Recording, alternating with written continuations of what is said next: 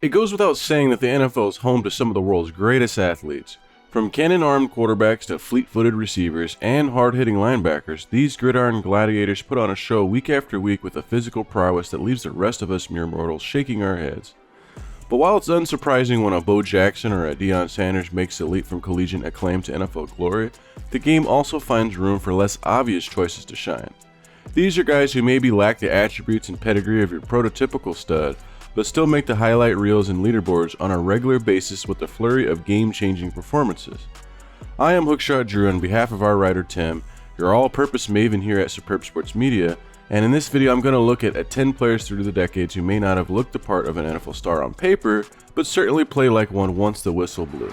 Warner going deep, touchdown! Eddie LeBaron. Even by the standards of post-World War II football, Eddie LeBaron was small, for a high school player. At 5'7" and under 170 pounds, he looked more like the lawyer he eventually became than a top-shelf athlete, which explains why he fell to Washington in the 10th round of the 1950 draft despite a record-setting senior season as a quarterback, safety, and puncher for an undefeated College of the Pacific squad. Yet LeBaron possessed certain traits that coaches have coveted regardless of era. Wounded twice during the Korean War, he was known as a little general for his toughness and leadership skills. He was also as elusive as they came on the field, with sports writer Grantland Rice calling him the most mystifying T-formation quarterback he had ever seen. Taking the reins from Redskins quarterback Sammy Baugh halfway through the 52 season, LeBaron also punted for more than 2,000 yards to claim the NFL Rookie of the Year honors. Following a detour in the Canadian Football League, he returned in 1955 to again serve as Washington's primary quarterback and punter to earn the first of 4 Pro Bowl selections. Although LeBaron briefly retired after the 59 season to pursue a less physically demanding career in law, he re-emerged in 1960 as the first quarterback of the brand new Dallas Cowboys. With successor Don Meredith waiting in the rings, LeBaron led the league in passer rating in 62 before finally riding into the sunset after one more year. While his lifetime numbers won't jump out at you, the little general made more of an impact in the NFL than many men of far greater size. Raymond Berry. When looking over Raymond Berry's amateur record, there's little reason to think he was headed for a prominent NFL career. He didn't become a starter until his senior year in high school, even though his dad was a coach, and he caught just 33 passes over 3 seasons in the end for Southern Methodist University. And it's not like he fared any better on the eye test. Slow, skinny, and saddled with poor vision and one leg that was supposedly shorter than the other, Berry easily could have slipped into obscurity after being selected by the Colts in the 20th round of the 1954 draft. Yet from the apparent dregs of athletic mediocrity rose one of the great receivers of the pre-merger pro football landscape. Paired with another unheralded talent in Johnny Unitas, Berry went on to lead the league in catches 3 times, in receiving yards 3 times, and in touchdown receptions twice. He was also indispensable to Baltimore's back-to-back title runs, including an incredible 12-catch, 178-yard effort in the legendary 1958 NFL Championship game. At the end of his 13-year tenure with the Colts, Berry held the NFL records with his 631 catches and 9,275 receiving yards. While those represent another aspect of a career that could easily be overlooked by modern eyes, they were more than enough to pave his way into Canton in 1973. Tom Dempsey. Can you imagine a famous painter born without fingers or a singer topping the charts in spite of damaged vocal cords? A similar far-fetched scenario transpired in the NFL courtesy of Tom Dempsey, who became a Pro Bowl kicker despite being born without toes on his right foot. Unlike the previous players mentioned in this video, Dempsey was unquestionably of NFL caliber size at 6'2" and 255 pounds.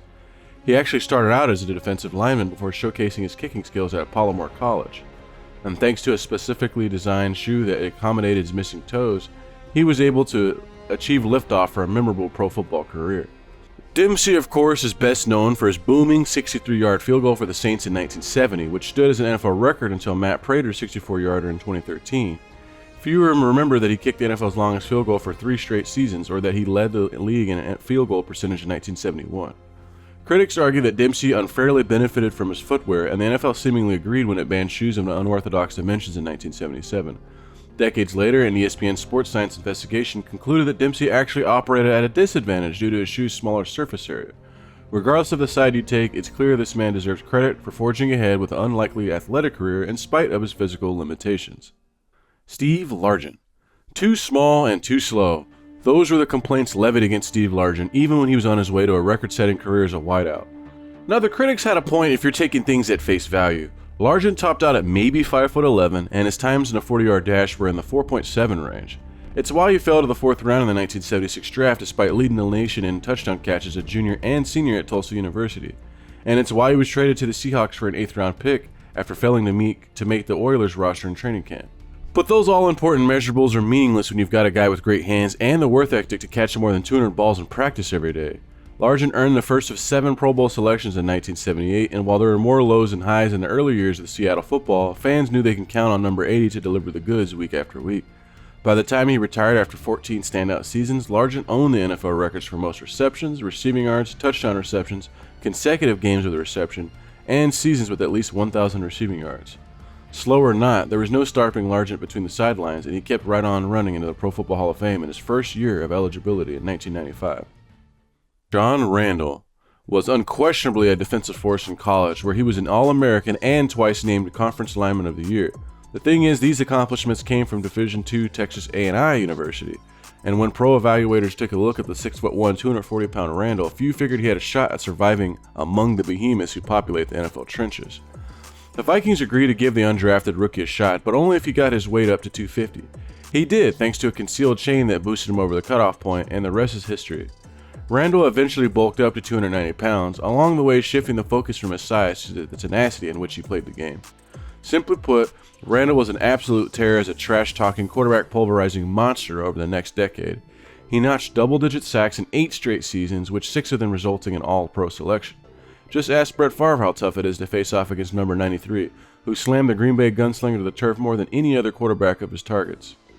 As strange as it was to see Randle in something other than a purple uniform, the nature of the business led him to resurfacing in Seattle in 2001. And it was more of the same for at least 1 year, with Randle notching 11 sacks in his final Pro Bowl selection in 2001. And when he retired after 2003 with 137.5 sacks, it was clear the former Division II standout was ticketed for Canton as one of the greatest undrafted players in NFL history. Kurt Warner. For those who had watched Kurt Warner lead the Rams to 2 Super Bowls over a 3-year span at the turn of the century, it was mind-boggling to consider how far he'd come in his pro career. A backup quarterback for most of his college days at Division I-A Northern Iowa, Warner unsurprisingly failed to stick with the NFL team for the 1994 season and famously wound up bagging groceries at a local Hy-Vee. It turned out this diamond in the rough just needed an opportunity to polish his craft. He received it when the expansion Iowa Barnstormers came looking for a quarterback, and Warner blossomed in the high-speed, pass-heavy environment of the Arena Football League. He took another step forward in his lone season with the Amsterdam Admirals of the NFL Europe, and when Rams starter Trent Green went down with a torn knee ligaments in 1999 preseason, Warner was ready to run with his NFL opportunity.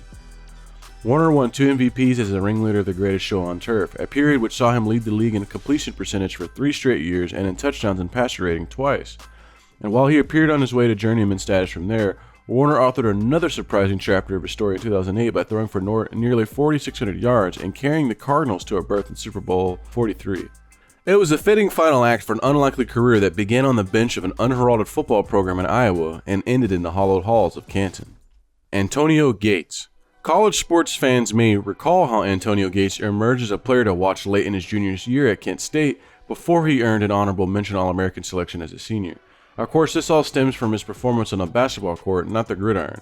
And when it came time to move up onto the professional ranks, Gates realized that a 6'4" frame was better suited for success as a tight end than at power forward. Signed by the Chargers and undrafted free agent in 2003, Gates probably demonstrated that a lack of college football experience would be no obstacle to NFL stardom. He hauled in 81 catches for a career-high 13 touchdowns in just his second season, the first of 8 that ended in a Pro Bowl selection. Along the way, he teamed up with Phillip Rivers to form one of the deadliest quarterback-to-tight end duos in NFL history, their end-zone connections fueling 4 straight AFC crowns from 2006 to 2009. Named to the All-NFL All-Decade team of the 2000s, Gates remained a productive player well into his 30s. When he finally retired after 16 NFL seasons spent entirely with the Bolts, his 116 touchdowns stood as a record for tight ends. While he once may have dreamed of skying for dunks in NBA, it's safe to say this all-time great made the right career choice by soaring for touchdowns instead. Julian Edelman. Is there something in the Kent State drinking water that turns unheralded prospects into big-time NFL contributors? With Julian Edelman passing through Iowa campus a few years after Gates, the answer would seem to be yes. Unlike Gates, Edelman didn't possess the physical tools that had scouts dreaming of the possibilities. Sure, he was pretty fast, but he was also a 5'10" quarterback who lacked the big arm required for the pro game. It turned out that the arm wouldn't be needed much, and while the speed, grittiness, and intelligence he displayed in college would be enough to feel success on the NFL stage. Taken by New England with a 232nd pick out of the 2009 draft, Edelman spent his first 4 years as a part-time receiver, punt returner, and occasional cornerback. But the departure of Wes Welker in 2013 opened the door for a new slot receiver in Foxborough, and Edelman proved more than ready to step in as Tom Brady's primary target. Over the next 6 seasons, Edelman snagged more than 90 passes 6 times and topped 1,000 receiving yards 3 times. More importantly, he was an invaluable component of 3 Super Bowl winning teams. Following his 9-catch, 109-yard effort Super Bowl 49, Edelman famously helped his team rally from a 28-3 deficit with a miracle catch in the fourth quarter of Super Bowl 51. 2 years later, he was named the game's MVP after going for 10 catches, 141 yards. By the time he retired in 2021, Edelman was second only to Jerry Rice in career postseason receptions and receiving yards. Edelman was never selected for a Pro Bowl, and he isn't going to end up in the Hall of Fame. Then again, he probably won't have to pay for a meal anytime he's spotted in New England for the rest of his life. Not bad for an undersized quarterback who had to reinvent himself on the fly just to crack the roster for the NFL's greatest modern dynasty. So there you have it. Some players here who overcame the supposed athletic deficiencies and the lack of a sparkling college resume to emerge among the top players of their eras. Sure, in hindsight, we can see how many of them achieved invaluable levels of success over the course of their careers. You can't thrive in the NFL without legitimate talent, and it's clear these guys had the skills and drive needed to separate themselves from the pack. Of course, if you told us to expect big things from a 5'7" quarterback or a tight end who never played college football, or a kicker with no toes back when these guys first entered the league, we'd probably think you'd have took too many hits on the football field yourself. So who's on your list of the unlikeliest stars in NFL history? Let me know if you agree with these choices or if you think I missed anyone crucial in the comments below. Thank you for watching, and please remember to like and subscribe if you enjoyed this video. I am Hookshot Drew. Thank you and be kind.